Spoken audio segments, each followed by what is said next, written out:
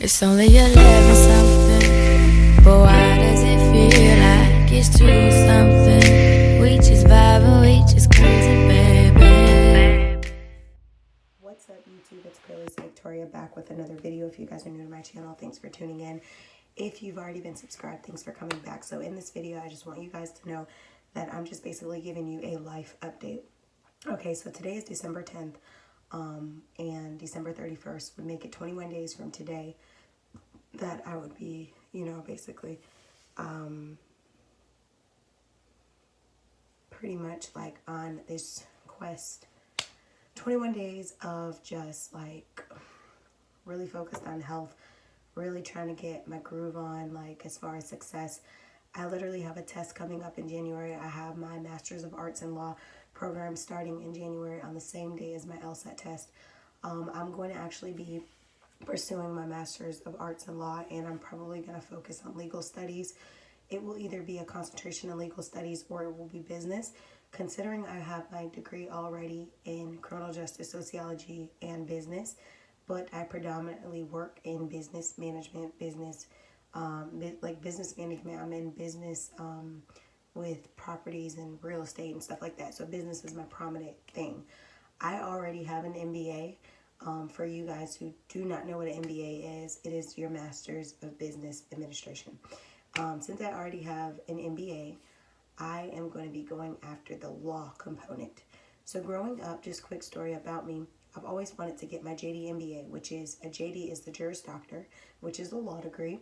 And to pass your law school, you have to then take the bar. Then when you pass the bar, you are sworn in as Esquire. So that is what the JD aspect of this whole ballpark is. The MBA, the Master of Business Administration, is basically that business component that a lot of scholars who get JDs want. They want that Juris Doctor / Master of Business Administration. And I didn't think the video was going to go this way, but I guess it is going to go this way. It's just going to be like basically just giving you guys an update on my education background and stuff like that, and my updates and things like that, and health and fitness and everything. So this video is going to be kind of all over the place, but not really. It's going to be organized chaos about business and fitness and lifestyle. So basically, I've always wanted to get my JD MBA. Long story short, I was studying for my JD. I was taking the LSAT like a few years back, and I was not getting the scores that I wanted. And I'm going to just be upfront with you guys. I'm not going to sit here and act like I'm so perfect. I'm the perfect person. I get everything I want just easy and everything. No, I work hard. So I wasn't getting the scores that I needed, wasn't getting the scores that I wanted, wasn't getting the scores that were scholarship worthy or admission worthy for really good schools. Just putting it on the table, I wasn't. So after time and time of trying, I decided, obviously when I was studying, I was also working. So I decided like just work in your degree field and still study and still take the test. When I wasn't getting the results I wanted, it's not that I quit or gave up. I just decided to change direction. I decided to change strategy. All a part of the goal, but just a different strategy for the main goal. So what I did was I said, let me start focusing on getting the MBA. At that point, when I was studying for the JD, for the LSAT test and stuff like that, to get into my law program, I had already had internships. I was working. I was doing all of that. So I used my mind to say, maybe you should find a school that allows you to use most of your education, most of your work experience, to waive taking the GMAT or the GRE. And the GRE and GMAT are basically the entry test to get into like certain programs like business, MBA, those type of things for like master level. So long story short, I did that, and I got accepted into a university that really allowed me to waive those tests and just get in and start. Now, when I was in the program, I did go through a lot of hiccups of the grading scale being higher than normal. So my GPA always was, I was on academic probation and things like that, because my GPA, even though you get a B minus in a class, a B minus was considered a 2.67, which on a grading scale looks like you have a C's average when really you have a B's average. So it was, that transition, those difficulties, those different things like that were getting me. It wasn't that my grades were necessarily bad. It's just if you have B minuses and A's, it still can pull your GPA down to under 3.0. because the B minuses were weighing at a C's weight, if that makes any sense. To you who've been through master's school or gotten your master's, and to you who are trying to get into your master's program, then you know what I'm talking about. If you haven't done undergraduate education or master's, you probably don't know what I'm talking about at all. But just imagine being in high school or being in elementary school and your grading scale is higher than the normal scale. That's pretty much what the equivalency is. So I was having that difficulty of getting good grades, but the GPA wasn't satisfactory. Mind you, that kind of was like, I went through a transitional period, because you have to realize in school, I have never had academic problems. I never had been on warnings, probations, and things like that for my academics. I was always on top of the mark from young, like kindergarten and stuff like that, on up, first grade, all that on up. I would always get overachiever, or I would get A+ on my spelling test. I was that type of kid who, was disciplined and wanted to do better and be better and became better. And that just followed me as I went through middle school, high school, and college in master's program. So it was kind of like I went through that period of real stress, not to mention everything that was going on in my life, but I was so stressed, and I felt myself crying so many times, and it wasn't just because of the program. But you had the stress going on, and then you had a program that's telling you you're on academic probation multiple times, and you're just like, I've never in my life had to go through this before. This is like really weird. Do they really want me to succeed, or do they just want my money? So I really went through this transition. I won't say that my goal ever changed, because my mindset was always to finish the program despite the hiccups.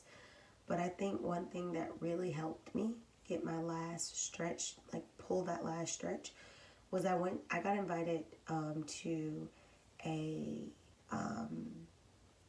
basically like a conference from the school located in my hometown, and I was on the 41st floor. I'm just going to throw that out there. Nervous as they can be being up that high. Okay. 41st floor, but I was in this building and they were having a conference, and I literally was selected to go to this conference. And I went, I listened to testimonials, I listened to graduates who were about to graduate, I listened to alumni who's already graduated.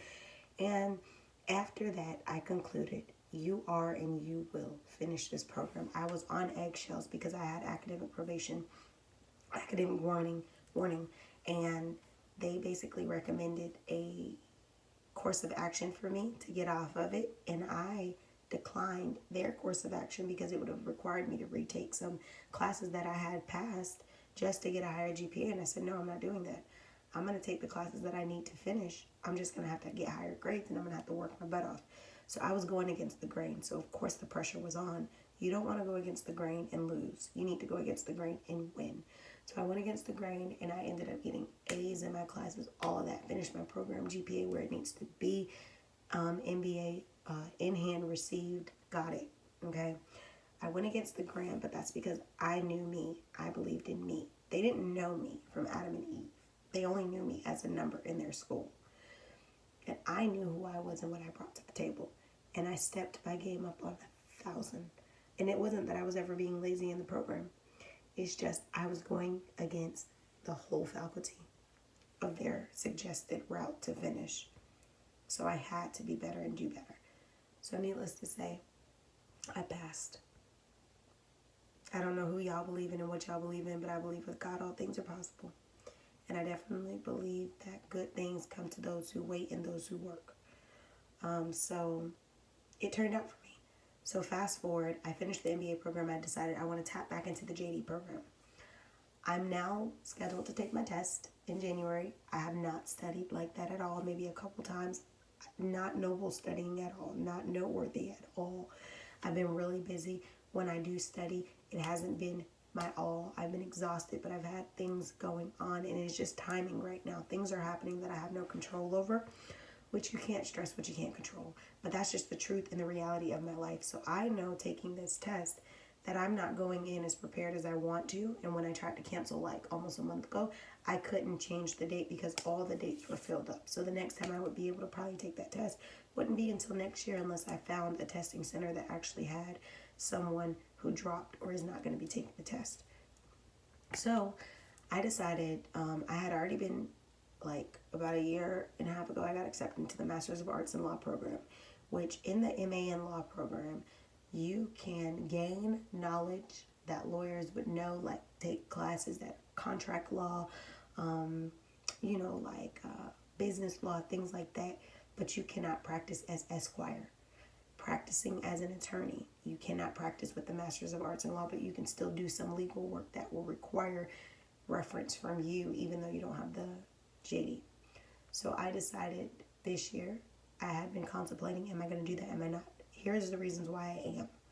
I'm starting in January with my Masters of Arts in Law. It should be about a 1 to 2 year program, depending on how you split it up.